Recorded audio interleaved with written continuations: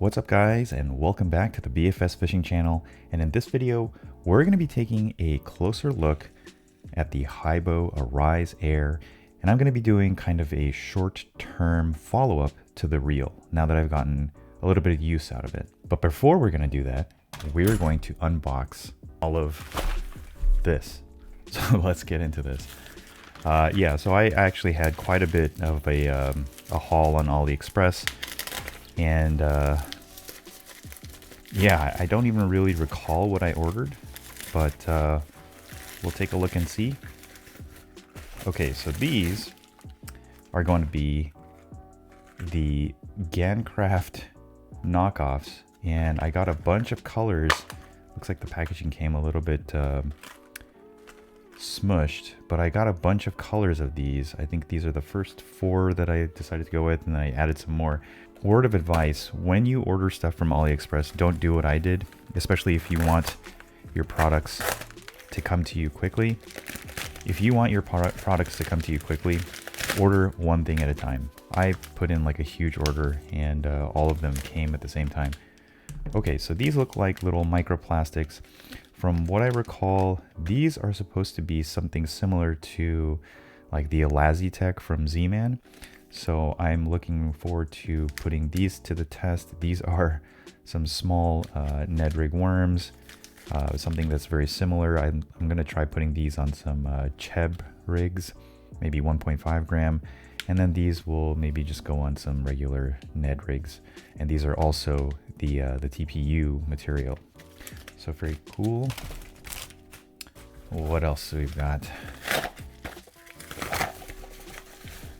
So this is some fluoro-coated monofilament, and it was very, very inexpensive. I think it was like $3 for about 200 meters. It is 0.6 Go, and this was suggested to me by one of the Facebook group members, Frank. So if you're watching, Frank, thanks for the heads up. I did go ahead and pick up a spool of this, so I'd like to see what this is all about, and hopefully my experience with mono is a little bit better. All right, what's next? I'm gonna get into this really quickly because the video might be a little bit longer. So a bunch of stuff from Bear King that I ordered, some of these little tiny dragonfly larva lures.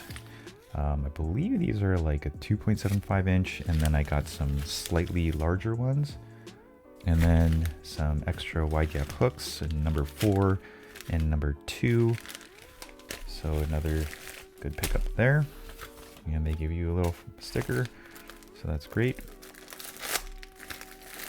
Oops, I think I cut the packaging on this, and I honestly don't remember what I ordered. All right. Oh, these are okay. So I saw these cool little dice lures, and it looks like they started to kind of do their own little knockoff versions on AliExpress. So if you guys are interested in this, I'll put a link in the description down below. But I wanted to see what these are all about because they're only like $3. I don't know that they're going to be the same effectiveness, but if you can take a look, they're little plastic dice, and then they've gone ahead and like threaded all these little silicone skirt filaments throughout them. And I think I got a couple different colors. And then they also had like a little kit that you can kind of make your own versions. So if you guys are interested in this, I'll leave links to all these in the description. I picked up some bearings for the Haibo Arise Air, and I'm gonna go ahead and put a chapter if you want to skip forward. Some Fushi bearings, and these are, I don't know, I'm gonna have to see the size, but I think these also go to the Arise Air. So this is another pickup, and then I think I wanted to compare them to their Rain and Dew offerings as well, because the Rain and Dew ones are much cheaper than the Fushi bearings. So yeah, this is the 4x7 by 2.5, and then the 3x6 by 2.5 bearings. So, and I believe these are going to be the same. So I'll look to see if those don't improve the performance on the Haibo Arise Air. And then what is this last one?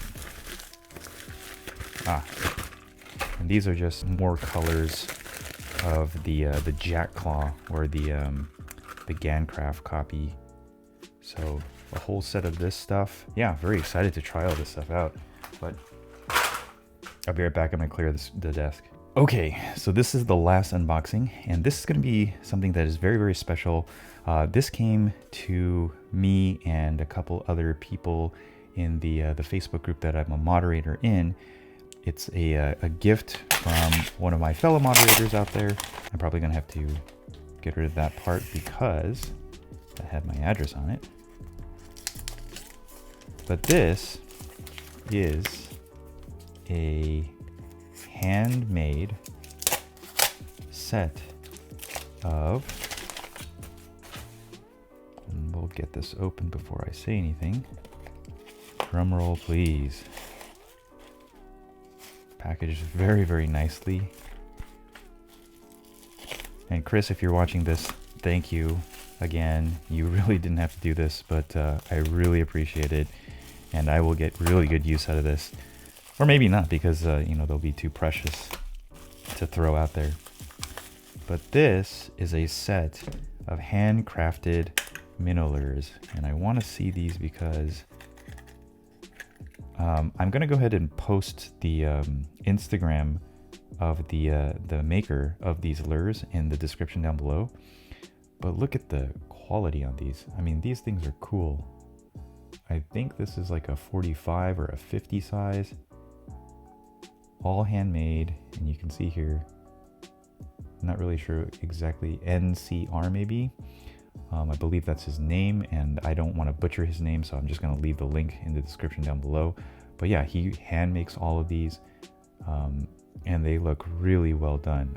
I think I'm going to get a lot of fun out of using this one, this smaller one, but I will use this one as well. Anyways, so thank you so much, Chris. I really appreciate it. I'm going to get good use out of these. I promise to do my best to not lose them and cherish them very much. Thank you. Okay, so let's clear the table. All right, so this is the main reason why you're here in this video today. So this is the short-term follow-up for the Haibo Arise Air, and I'm just going to go over kind of a laundry list of pros and cons of the reel as I've kind of used it. Okay, so we'll go ahead and start with the pros because I like my good news first. And so the pros are that the reel can actually cast the range of lure weight ratings that the manufacturer specifies. So I have been casting 0.6 grams with it, and if I can, I'll try to get an overlay of me doing some practice casts with a 0.6 gram lure. And in my experience with I believe it's like a 5.1 rod, I'm getting around 30 to 35 feet, fairly accurate casts. And that's the other thing, is that the reel casts very consistently. I want to say that the consistency is actually a little bit better than the Solo King Acura compared to, say, the Shimano Aldebaran. I want to say that the Shimano Aldebaran is hands down more consistent in casting than this. But the caveat is that the Shimano Aldebaran has the KKR spool in it, and that makes it a very consistent casting setup. Okay, so that's the first pro, is that it's a very consistent casting, and then also that it can actually cast the full weight range that the manufacturer says.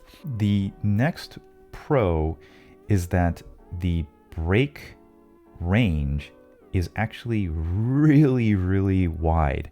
And what I mean by that is that when you open it up and you look at the rotor settings, each rotor setting has its own range, obviously, because you have the brake dial, but then you do get a little bit of an overlap. And in my experience, it's been maybe about like a third or less of the brake dial. So for example, if I maxed it out on rotor setting 1, then when I go to rotor setting 2, I would probably be at about a third of the way up on the dial on rotor setting 2. So that's kind of the range, or the overlap, I guess you could say, for each of these rotor settings. And that gives you a very, very wide range. Now that's also kind of a downside too. because you have such a wide range, and because you have to use each of these rotor settings to get to the next level, you're gonna have to, take off your side plate and mess with your rotor settings if you're using different lure weights. So that can be a pro and a con. In the same kind of light, I have found that the sensitivity of the brake dial is really, really high, and that's also a pro or a con. It's very sensitive, and so that could be a good thing because you might need just that tiny bit of micro adjustment, but it also could be a little frustrating to use at times because it's so sensitive, and because it's clicking, in between those clicks, you can have a setting that you need, but it doesn't click. So yeah, again, a pro and a con. The other thing is that the brake dial is kind of difficult to actually move. It's very, very tight. So yeah, I didn't really like the fact that the brake dial was super tight, and the clicks are, I don't really understand the whole, and this is again my personal preference, but I don't really understand the whole interest in clicking brake dials or clicking spool tension knobs. To me, I feel like the clicks, they kind of give you a ratcheting point on whatever your dial that you're using, and so then it doesn't let you get that real fine-tune adjustment.